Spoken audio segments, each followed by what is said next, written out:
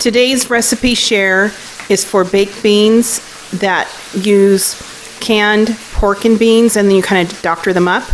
It's a wonderful recipe to have for summer barbecues or to take a dish to a potluck.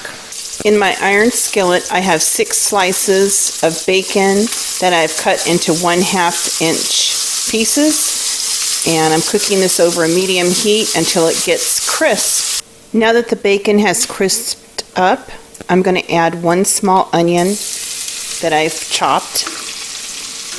And I'm going to reduce the heat to like a medium-low and let this cook until the onion gets really soft. Now that the onions have cooked down and the bacon is still crisp, I'm going to add 1/4 cup of brown sugar. Give it a big mix. Now I'm going to let this cook for just a few minutes until the brown sugar really caramelizes. It's been 2 or 3 minutes. Now I'm going to add a 40-ounce can of pork and beans.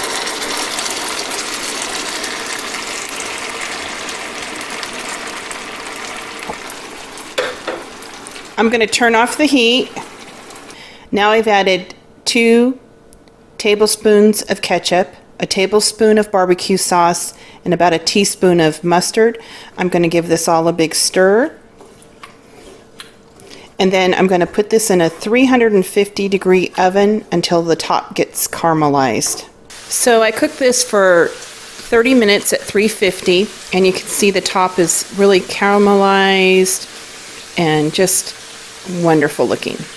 So here's these baked beans, and my youngest son, this is one of his favorite side dishes. And they're so yummy.